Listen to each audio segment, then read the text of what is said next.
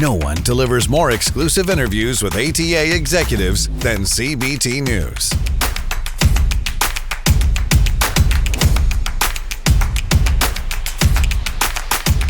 CBT News, dealers' #1 source for auto industry news, content, coaching, and analysis. Hey everyone, Jim Fitzpatrick. Thanks so much for joining me on another edition of CBT Now. Congratulations are in order for Terry J. O'Loughlin, who is also a major player in F&I with Reynolds and Reynolds, but he's been inducted into the F&I Hall of Fame, recognizing his decades of contributions to the industry. Today we're learning a bit about his career and getting his perspective on what this honor means for him. And joining us now is Terry J. O'Loughlin, Director of Compliance for Reynolds Document Services. Terry, thank you so much for taking the time out of your schedule. And first and foremost, congratulations on being inducted into the Hall of Fame. It's pretty cool. Well, thank you, Jim. Kind of you to say. I appreciate it. Yeah, thank you. So let's go back and tell our viewers a little bit about yourself. You've spent decades dedicated to F&I. How'd you get into the business? Well, I was hired by the Florida Attorney General's office back in 1989 or so, and there was a murder in Palm Beach County. Wow. Where is this going? There's a famous clown killer case that was solved after 30 years. And the person that was, this clown killer murdered the wife of a car dealer. And the car dealer was then investigated by the Palm Beach Sheriff's Office. Yep. I was working for the Racketeer Influence Corrupt Organizations Act, the RICO section. And I'm also a former public accountant. And I became a receiver, essentially, of a car dealership, a buy here, pay here store. Wow. So for 2 years, I knew nothing about the car business, and I had to learn pretty fast. So that's where I got my start. I lived in South Florida at that time, and I remember that case. And it was amazing that it went on for so long with no outcome, and it was really something. But I remember the case very well. Yeah, it finally ended a couple of years ago, where the murderer married the owner of the car dealership. Yeah. And she was the repossessor or the wrecker for the car dealership. So that's 30 years later it was solved, and she was convicted of second-degree murder. Yeah, it was a very unfortunate situation, and Sure. But I remember following that case, and as I said, I lived down there at the time. It made a lot of big press, so Sure did. So that's pretty cool. So you got into the industry that way. That's a very unique way to get into the car business. Yeah. I mean, being an attorney, attorneys don't go to law school generally. They think I'm going to be in the car business. Right. It was just by happenstance, and when I started working in that area, all the offices throughout the state of Florida, they said, "Oh, we have somebody who's working on car complaint matters, so we'll send all the complaints to him." So I became the recipient of all the car complaints across the state, and that's where I spent almost 16 years doing for the Attorney General. Oh my gosh! Wow, that is fantastic. So you know a little something about compliance and what dealers are going through each and every day, trying to stay compliant. But man, it's tough. It's like trying to hold the tiger by the tail, right? It sure is. I would speculate the car dealers are maybe the most regulated industry in the United States.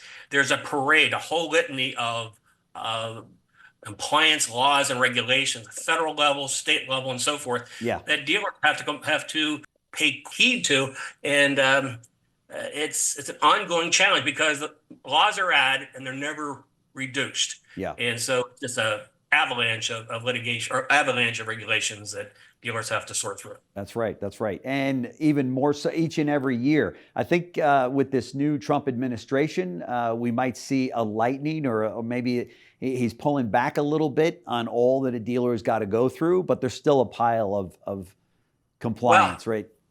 That's interesting because the federal government may be a little more restrictive on their prosecutions, but the states will not, especially in the blue states where they're already ratcheting up their compliance agenda because the attorney generals in those states fear the federal government will be taking action. The CFPB is being pared down. Yeah. Federal Trade Commission will be restricted somewhat. So dealers, unfortunately, will still face some real challenges. Yeah, from their states. Yeah. Yes, indeed. And the private, the class action attorneys out there. There's there are probably about 2,000 attorneys across the country who specialize just in prosecuting car dealers. And they are paying careful attention to all this. Wow. So dealers beware. That's right. Dealers are just under attack from every angle these days, aren't they? I mean, whether it be OEMs that want to sell directly to consumers and they threaten the franchise agreements, or whether it be compliance issues or CFPB, or, I mean, it's just, to be a dealer today, boy, you got to have your guard up.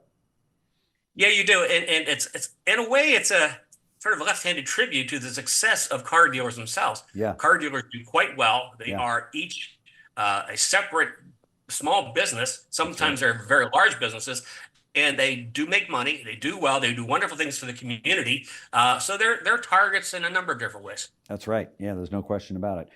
Speaking about regulations and compliance, they're constantly evolving. What are some of the biggest challenges that dealers face today? You named a couple of them, but and then how can they stay ahead? Well, I work with documents. So the average dealer, the average transaction is 39 feet of documents. And when I was at the Attorney General's office, I audited over 5,000 transactions. And my cases, and I got back about $15 million that I probably prosecuted over 1,200 dealers during those years. Oftentimes dealers aren't careful enough with their documentation of the transaction. Mm-hmm. And those documents play such a pivotal role. So it's not just the paperwork. These documents represent the relationship between the consumer and the dealer. And in some states, these documents can be used to prosecute a dealer up to 20 years after the fact. Wow. So dealers, if they are approaching these transactions correctly, they really need to present to the consumer all the facts and figures in a rational way, a legal way, and to make sure that consumers understand the transaction which they're entering. Yeah, that's a real stumbling block in some cases, and sad to say there are certain people in the industry who may not want to do that as well as others. And that clarity, making sure it's clear, all of that is so helpful to dealers after the fact, because how can a consumer complain after the fact? How can the Attorney General prosecute a case if everything's made clear and all the documents are signed clearly, the documents are carefully drafted? Yeah. That's to my opinion. Now, when you think about where do car complaints arise, it's usually over 50% due to consumer complaints. Yeah. And that they go to their Attorney General, they go to the Department of Vehicles, they go to their private attorney. It's over 50%, 50 to 70%, I'll bet. Right. Other 20, 30% or 20% are saying it's advertising. So dealers, if they don't get advertising correct, then they're in trouble. The remaining 10, 15% is everything else. And so if dealers really pay attention to handling complaints from consumers, I think they're way, way ahead, and make sure they should have a document management system where complaints filed, they should respond to them quickly. Even if they can't satisfy the consumer, document that so that if someone else comes in, a third party, like an Attorney General's office, they can say, we tried to resolve this matter. Here's our defense. See, we think we're doing the right thing. Tell us otherwise. Yeah, that's right. That's right. And when you talk to dealers about compliance, this is not a sexy subject to talk about, right? They want to talk about how to sell more cars, how to service more cars, how to make more money. But compliance is one of those, I know I need to talk about it and I need to pay attention to it. But is it safe to say that by and large, most dealers don't take this as serious as they should, right? I would hazard to say that that's probably correct. The ones that take it seriously are the ones who've had some brushes with government or with the private sector, some plaintiff's attorney.